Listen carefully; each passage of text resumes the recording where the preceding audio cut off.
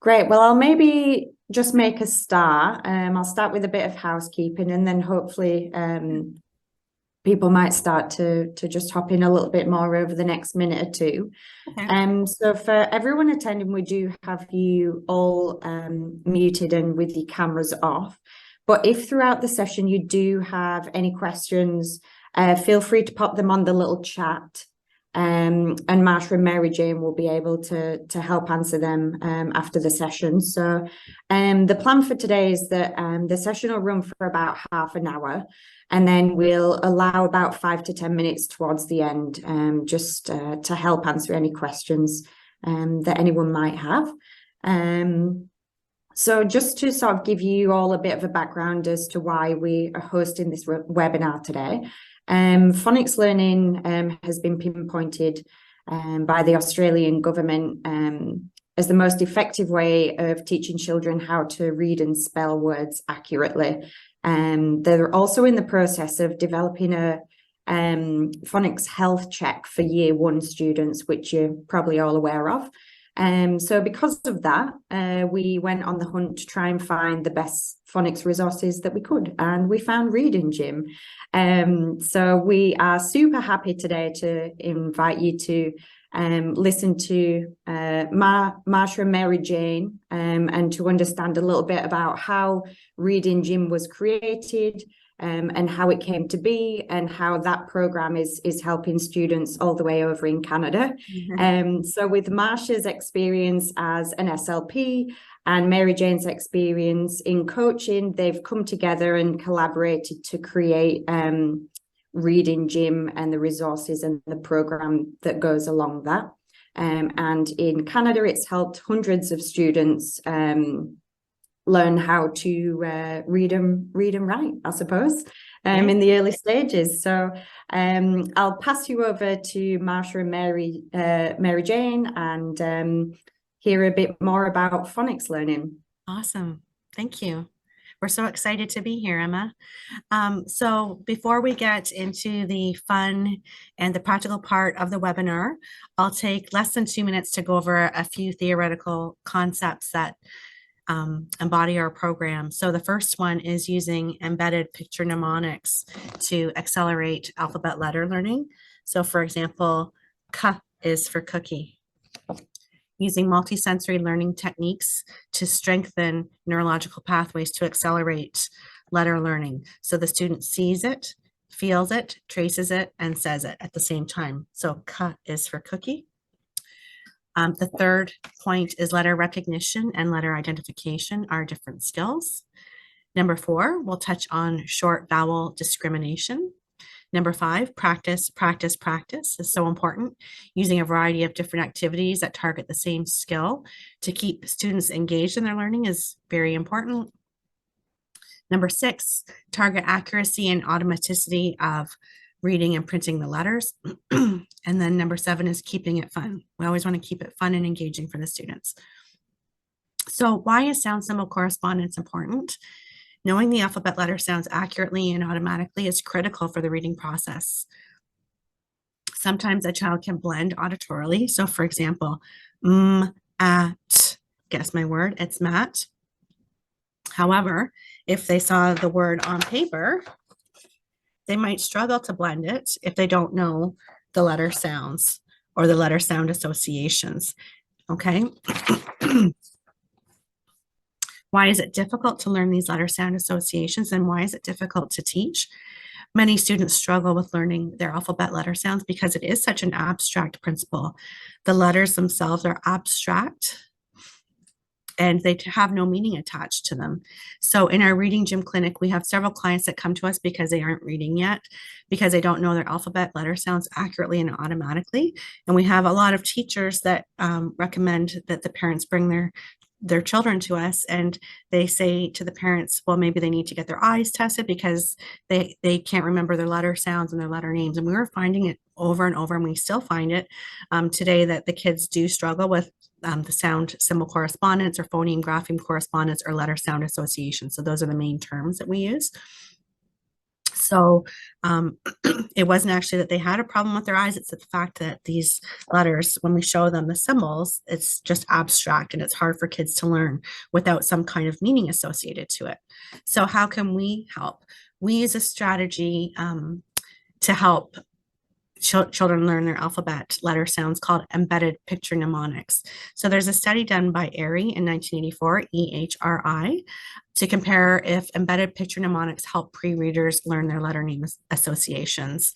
So there were 3 different groups in the study. So the first group had an embedded picture mnemonic, like the letter F had a picture of a flower embedded right into the letter F. Group 2 was a disassociated picture. So there was a letter F and then the picture of the flower beside the letter F.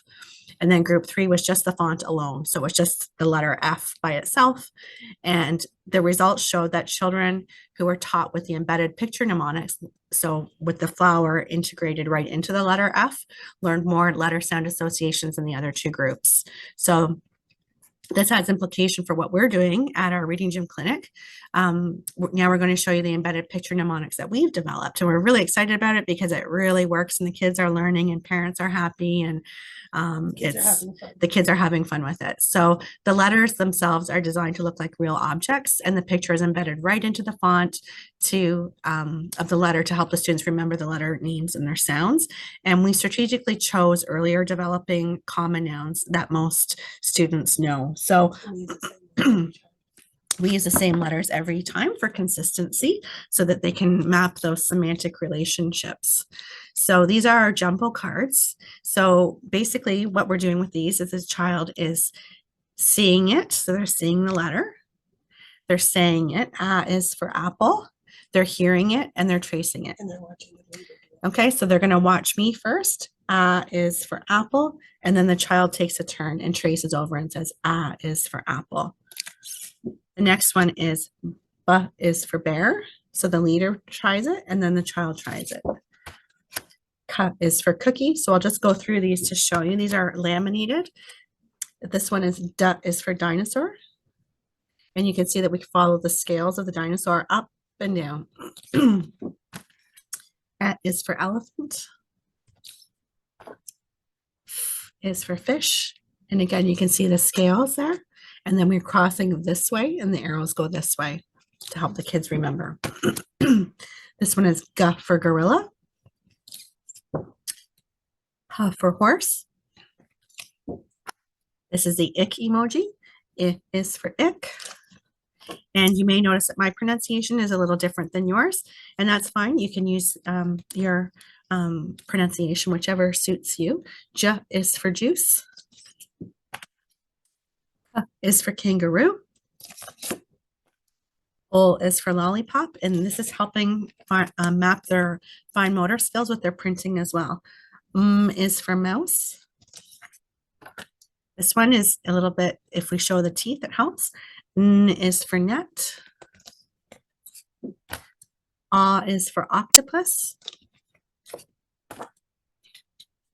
This one's P is for pizza. This one is the Q and U. They always go together.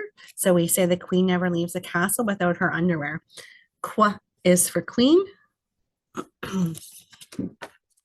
R is for rainbow. Is for snake. T is for tiger. A is for underwear.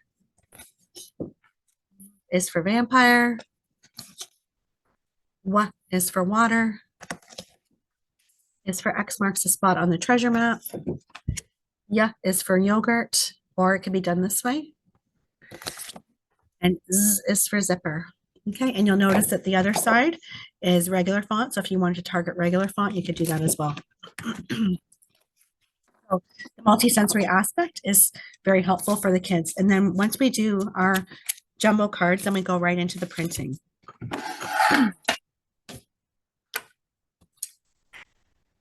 So this is our printing sheet here that looks like this.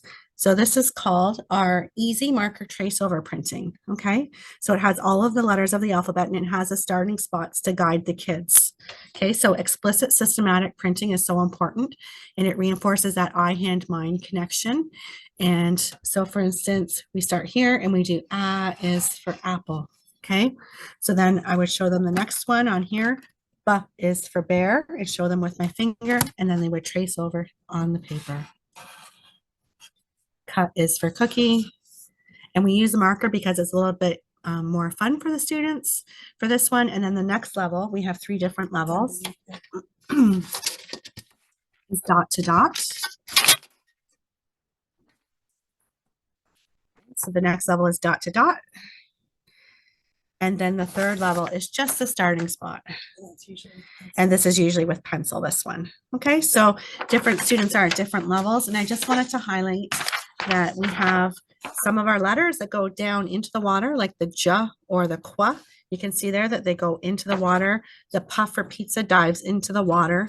Okay, so we've also taken that into consideration, that some of the letters are taller than others and some dive into the water.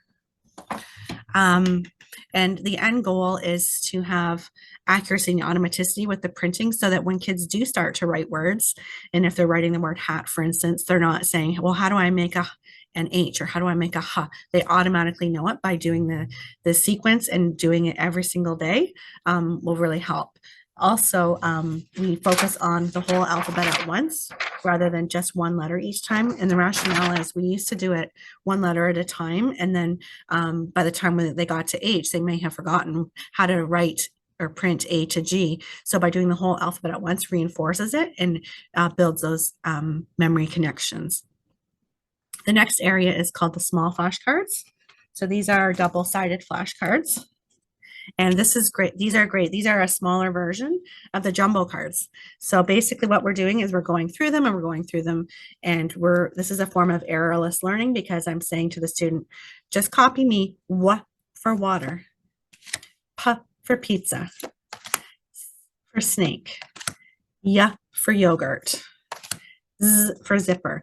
And then you could make it a little bit harder by just saying, okay, now you're just going to copy me, and I'm not going to give you the picture that goes with it. So they're just saying or you're saying and they're repeating you,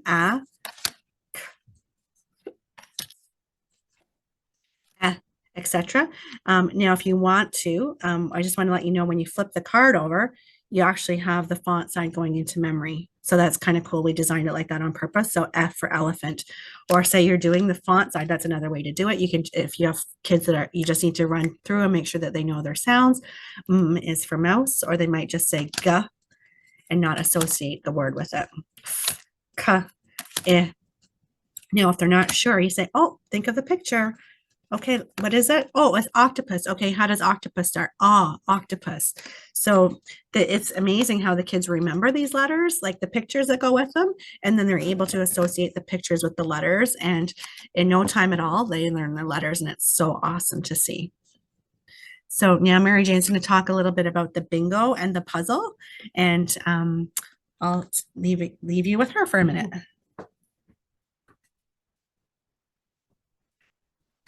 Hi everyone, we have 2 magnetic boards with bingo, and one is the easy bingo. It's also our puzzle, but it's magnetic, and the little magnets are the markers. So what we do is we say, okay everyone, let's just find A is for apple and cover it up.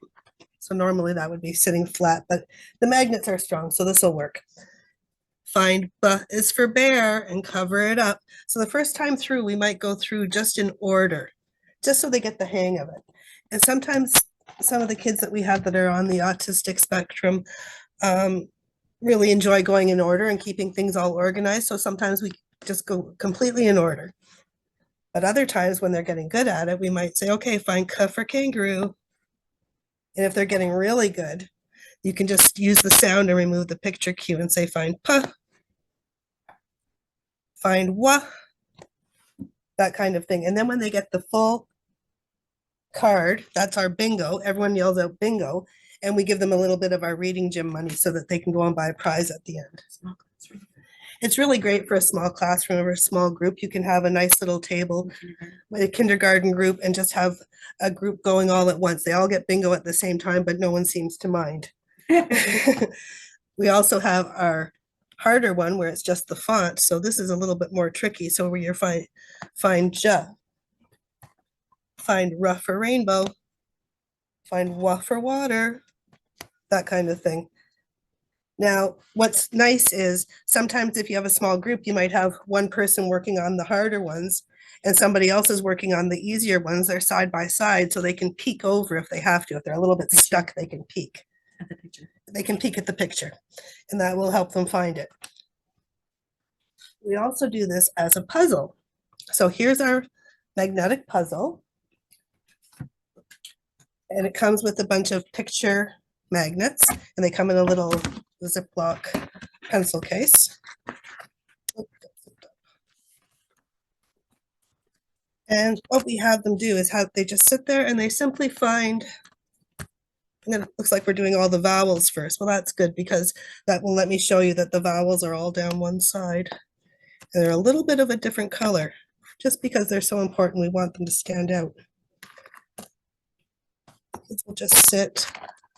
It's great. And match them.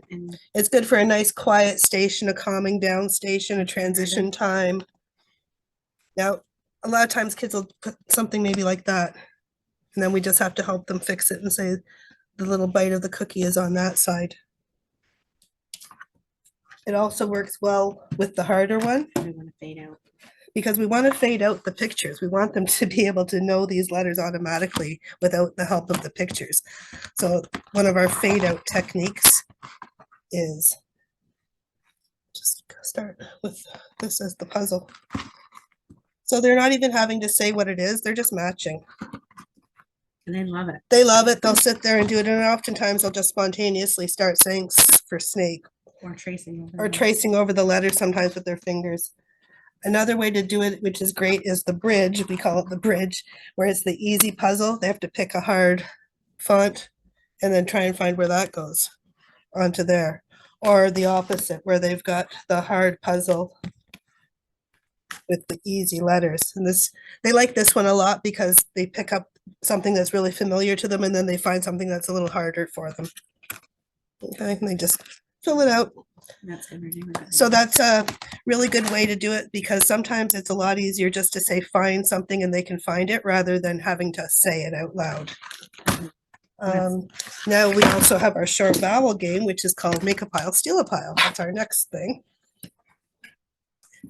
This is how we do it when we're online, so I think I'll just do it the same way. Okay, I'll use Marsha's glasses case. This is a little bit nicer. Okay, so we have these cards. They're all with pictures of the short vowels because we know the short vowels are so important. Because kids can't read. Kids can't tell the difference sometimes between pit, pat, and pet. So what we're going to do here is, this is your turn. So your team will have A is for apple. Okay, this is my team. I'm making a pile over here. A is for underwear. I can see it. Another nice thing about this game is the rules of the game are the same as the name. You make piles and you steal piles. There's not a lot of explaining. Okay, so your next card is A is for octopus. So you're starting another pile with the octopus. Oh, I got I is for ick. I'll start another I pile. A is for elephant. Okay, that's for you. A is for apple. Oh, I get to steal your A pile. Okay, there we go. Oh, A is for apple. You're going to steal my pile, the whole thing. My turn. A is for elephant. I'm stealing yours. So what we would do at the end is count it all up and see who wins. So this side has 1, 2, 3, 4. Oh, it's a tie. So I have 4 as well. So that was nice. We tied. It's really wonderful. They'll sit there at the end and it's really great for counting skills. So they'll sit there and watch each other count 1, 2, 3, 4. It's nice for fine motor for doing that.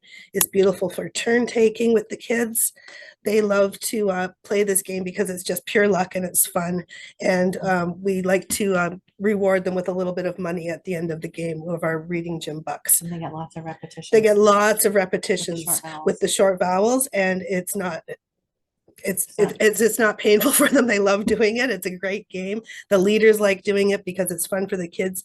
And sometimes at the end of our sessions, if someone hasn't had a chance to play, I didn't get a chance to play make a pile, steal a pile today. And then we'll have to quickly have a fast game with them so that they can leave happy, which is very important to us. Okay, so I think I'll put you back with Marsha.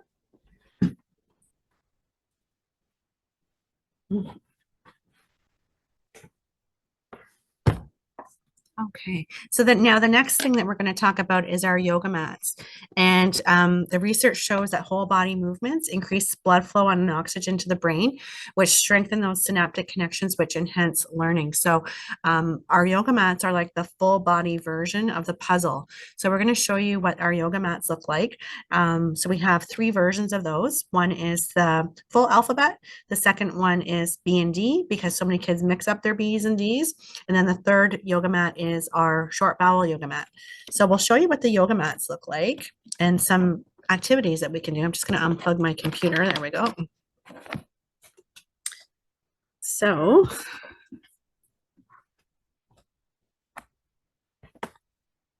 this is our full alphabet.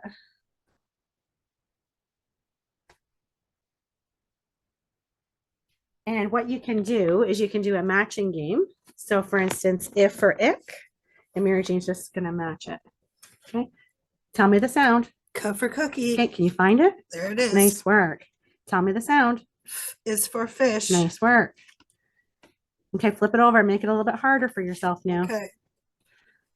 B is for bear. I hope. Yep. Nice job. So you get the idea with that. So you could do like a matching. You could also do some hopscotch. You could do find the B sound and do a pose on it, like a stork stand or a pose of some sort. All kinds of fun activities that you could do. Beanbag toss. And a beanbag toss. Emma mentioned twister. All kinds of fun things. Beanbag toss. Yeah, that's a good one. The next thing that we have is our little books, and these are great. They put everything all together. The kids really love them. These are for emerging readers. So it's a book, but it's got all of the letter sounds in there. Can you guys see it? So C for cookie, and it goes all the way to the end. We also have our rapid naming that the kids love.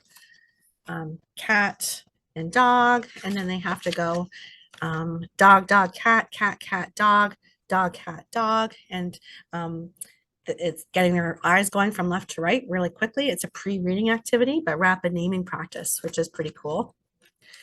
And then we also have like phonics words at the end. So a lot of what we're doing is phonics based. And then we also have the visual cues of the picture to help if they're having some difficulty sounding out. We have short vowels, and then just reading some little words and this kind of thing. So we have lots of kids that are at this level, but we couldn't find any books that were commercially available, so we decided to make some. This one is like all of the letter C letters, so they can trace over. The letter C turns into a G. The letter C turns into an O. And then we have some little sentences as well. So that's pretty awesome. I get excited over all of this stuff. And then we have wall decals. So these could be in a school classroom or in a clinic for OT or in a hallway at eye level for the students. So this is another way to focus on the sound symbol correspondence. So you could have them trace over this. It looks like a small package, but it's got A through Z in there. And so they just trace over them and they're on the wall that eye height. Isn't that pretty cool? And then at the beginning of, before you start working with the kids, you can do a pre-test to see where they're at. And all you do is you use these little small flashcards to figure on just the font side. And then you ask them the name of the letter and the sound that it makes. And then you can get a baseline and then do your, figure out where they're at in random order. And then you can start into the program. So I just wanted to summarize with what we talked about, that the pictures really help. Using the embedded picture mnemonics accelerate the alphabet letter learning. Using multisensory pathways help to strengthen those neurological pathways. And the student says it, feels it, while they trace it and they say it, and then they move it if they're on the yoga mat. Letter recognition and letter identification through the bingo. Those are two different skills. Short vowels are so key with teaching kids. And so we use that with our make a pile, steal a pile a lot. Continual practice. It does take practice and time, but kids will get it. And our end goal is to fade out the pictures and target the accuracy and automaticity so that when they do see the word mat, that they'll know that M says A says at, says t, so that they can blend it together when they're learning how to read. And then number 6 is have fun, always keep it fun. And we find that this program is great for speech pathologists, kindergarten teachers, daycare teachers, occupational therapists, ABA facilitators, parents, so libraries, so all kinds of great things happening. So yeah, so I think we're good, Emma, so we can take questions if anyone has any questions. Thank you so much, Marsha and MaryJane. It's really wonderful, I think, to see how you've created Reading Gym to teach the same principles, but through a variety of sort of fun and engaging ways to keep all the kids well, active, even active and learning, and yeah, having a great time at the same time. So we just think it's absolutely wonderful, and we'll just quickly check to see if there's any questions we have here. Oh, thanks, Kate. But I work with a boy who's hard to motivate. Your games would help him, which is wonderful. Oh, thank you. Yeah. They enjoy the games, that's for sure. We like the games as well, and just to keep them moving from activity to activity is really great. Because we have, I think if you said to finish with make a pile, steal a pile, sounds fantastic. Just let all the kids go home all revved up and excited and motivated. Yeah, absolutely. Yeah, it's like they're coming to their grandparents' house because we rev them up and then send them home. Yeah. Yeah, amazing. Well, I think that's probably about it, unless anyone else has any further questions. I just wanted to remind everyone that we have brought Reading Gym to Australia now. So the resources are available through thebrainary.com. And Marsha and MaryJane have kindly said that for every kit purchase through the Brainary, they will offer a complimentary training session just to make sure you're getting the most out of the kits. So whether it's as a parent for your child, or as a teacher for your students, or as a therapist for your clients, they're more than happy to help, and just making sure that that you are using these kits in the most effective way and in a fun way for the kids. So yeah. So thanks again, Marsha and MaryJane. It was really lovely having you this morning, and thank you for your time. Well, thanks you for having us. Thank you. We feel very honored to be here. So thank you. Thanks very much, and have a great evening to you guys, and rest of the day to our Australian attendees. Thank you so much. Good night. Thank you. Good day. Bye.